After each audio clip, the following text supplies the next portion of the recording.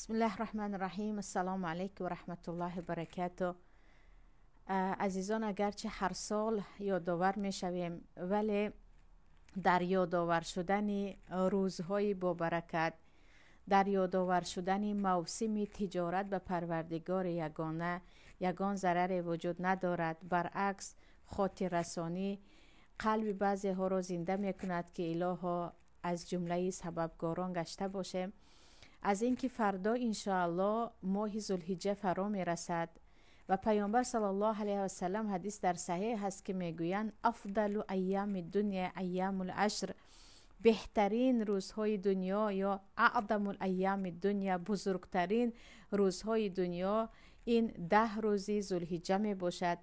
و در صحیح بخاری آمده است که پیامبر صلی الله علیه و سلم میگویند ما من ایام العمل الصالح فیهن احب الی الله من هذه الایام العشر.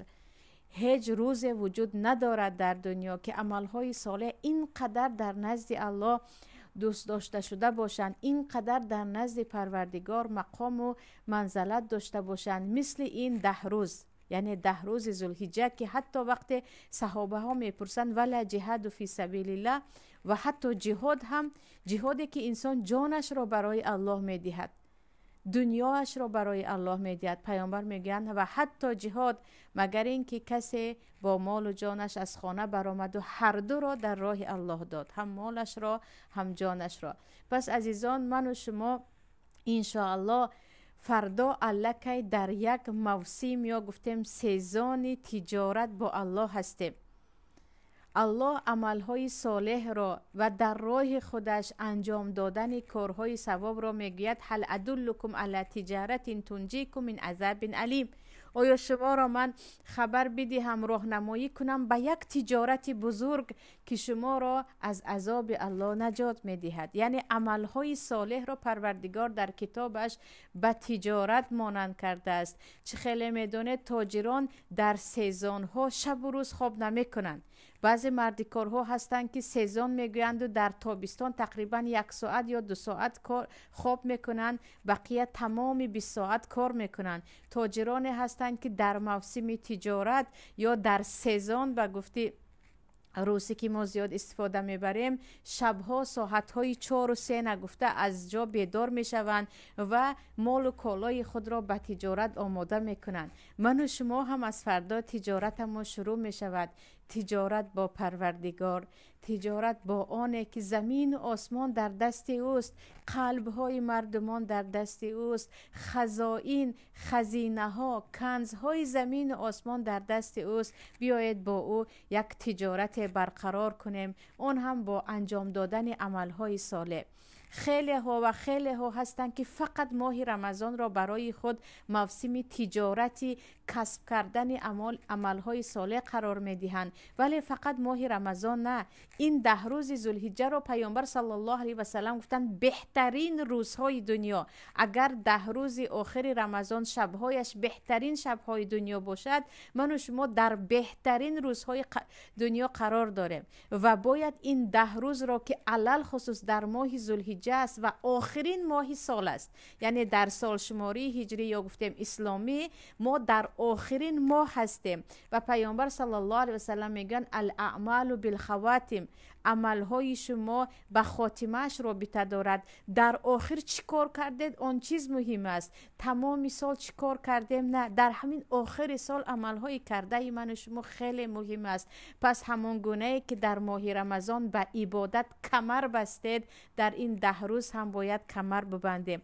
در این 10 روز هم چقدر میتوانیم روزه گیریم، چقدر میتوانیم صدقه دهیم، چقدر میتوانیم شبها را زنده داری کنیم، روزها را با ذکر، با استغفار، با دعا کردن بگذرانیم. چون این 10 روز عملها همان گونه که نیستن که پیشتر هستن، یعنی الان سیزن انجام دادن عملهای صالح هست. باید بشتابیم.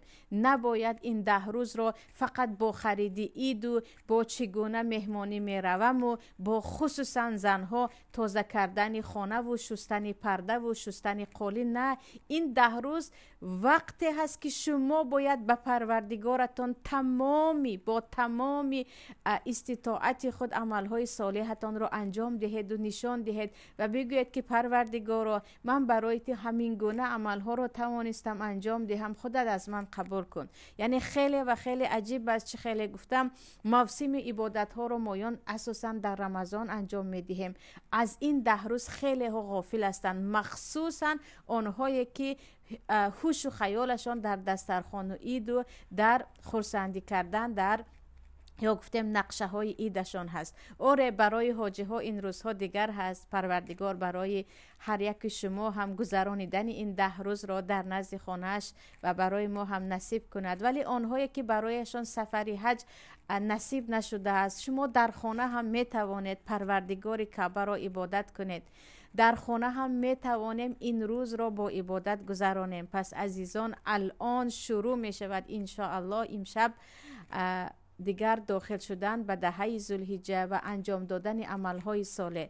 و آنهایی که در نمازهای خود بی‌پروا هستند، آنهایی که روزه را فقط به ماه رمضان میگیرند و دیگر روزها نه، اگرچه در سند حدیث ها مقال است، ولی امروز در فتح الباری که یکی از خطا نکنم ابن حجر حنبلی نوشتگی هستند، یک چند روایت ها از صحابه ها و بعض تابعین را خواندم که روزه ها خیلی اجر زیاد دارد.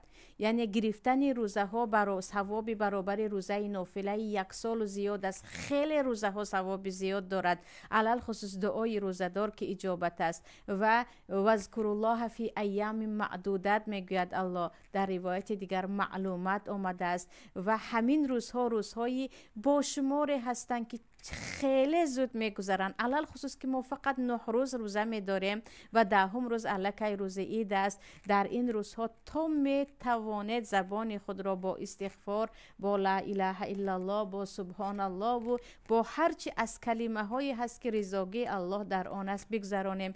و کاش ختم قرآنمان هم در این روزهای بهترین که خیلی گفتم سزان عبادت است، ختم قرآنمان هم در این روزها میشد. پس عزیزان، خواستم شما را هم خود را یادآور کنم که الان من شما داخل می شویم به یکی از بهترین موسم عبادت که حتی روزهایی که در این 10 روز ذوالحجه داریم در رمضان هم نداریم. و علل خصوص روزه عرفه که کفاره 2 ساله گناه می شود و قربانی که دیگر اجر و پاداش خودش را دارد و پروردگار به ما آسان کند که درباره قربانی اگرچه بارها صحبت کردیم، باز یک خاطررسانی دیگر علل خصوص درباره قربانی زنها و یا بیرون از کشور، بیرون از جای زیست قربانی کردن یک صحبت همراه شما داشته باشم.